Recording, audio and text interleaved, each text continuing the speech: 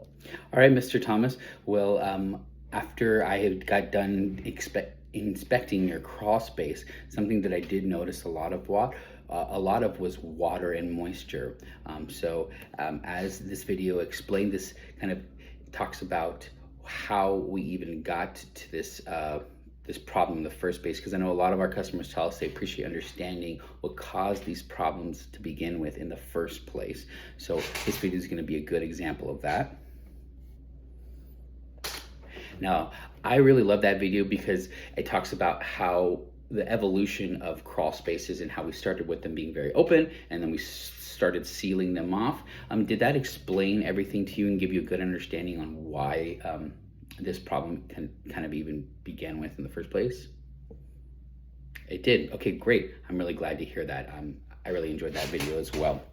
So as we learned from that video, a few of the reasons the crawl space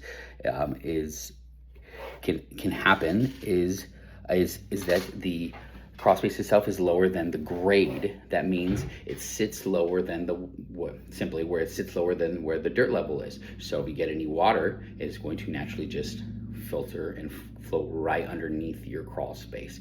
That is one of the main reasons, depending on how the perimeter of your house is graded. Another reason it could be is because the rising water table, so that water and that moisture inside the soil can slowly start to rise. It varies depending on the temperature and the time of the year. Sometimes it's dry and low, sometimes it's very moist, and then that just slowly starts to seep up and into that crawl space. And another thing is that the water can get trapped in the crawl space because that sits at a lower level, and depending on the kind of soil, like we talked about with the clay bowl effect, that water can just sit in there, and if it has nowhere to go, then it becomes kind of like a little mini pool, and it just holds all that water in there. And if you don't have proper ways of either managing that or mitigating that or getting that water out, it is going to simply just stay there.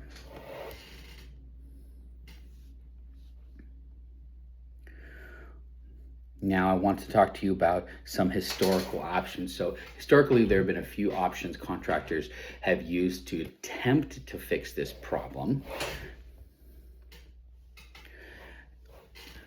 So one of them is going to be exterior drainage. The second one has been regrading and landscaping. And the third one has simply been a DIY system, which I think I might have seen a Home Depot bucket down there. And that is a good example of a DIY solution. And you're not alone. A lot of people do try to just do it themselves to solve the problem. So the external drainage, again, this is going to be when they build your home, they're going to try to lay some extra drainage around. Again, it's referred to as a French drain.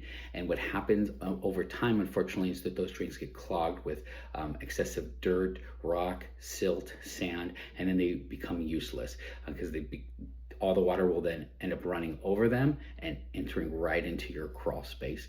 So they're a temporary solution, and they're not going to be a permanent one for you. And I want to offer you permanent solutions. As you can see here, this is a great example of the cloggage.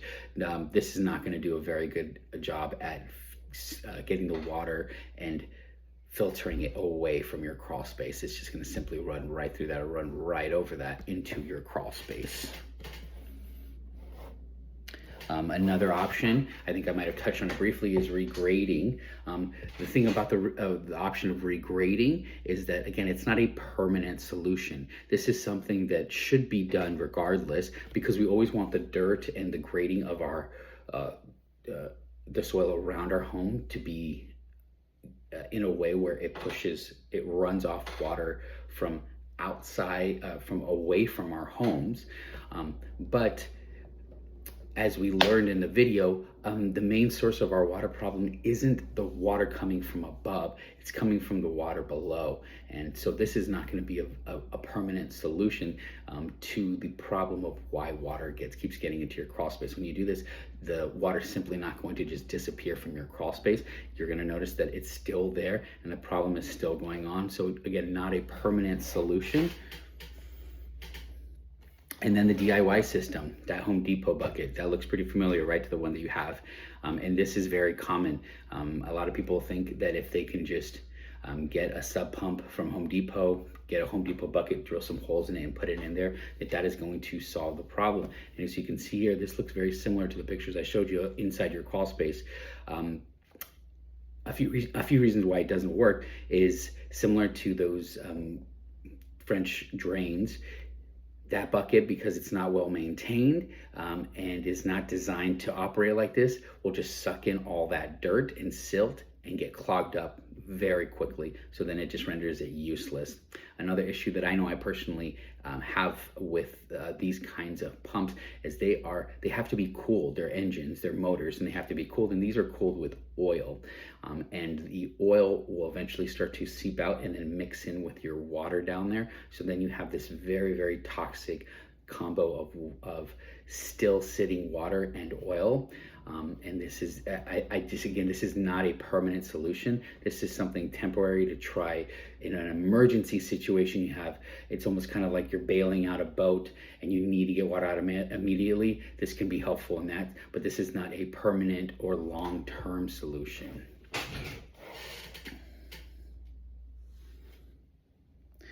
Now, I would like to talk to you about what our solutions are. So our engineering department had put together a short video clip that explains this at a very high level. And let me play this and we'll get more into the details on what's going on.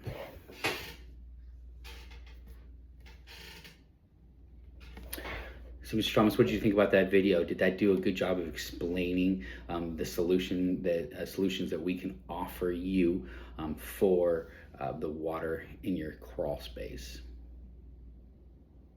Okay, great. Yeah, I think it does a good job of explaining that and going into detail on why our solution not only will help you, but is a permanent solution for you.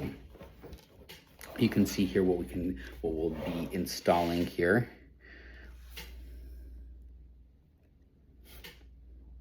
Is we're going to be installing some crawl space drains, and what that does is we go into the crawl space. Obviously there's not a lot of room on there, but our guys will get underneath there and dig a trench all around the perimeter of your crawl space, and we're going to interlay something that I know looks very similar to those French drains, but our system, I assure you, is not the same as those French drains.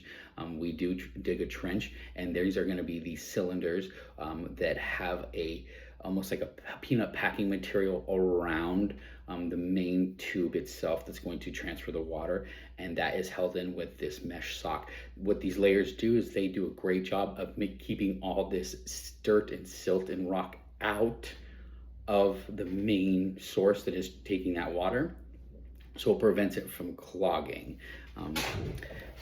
Once those are laid and dug out, in certain situations we will lay a layer of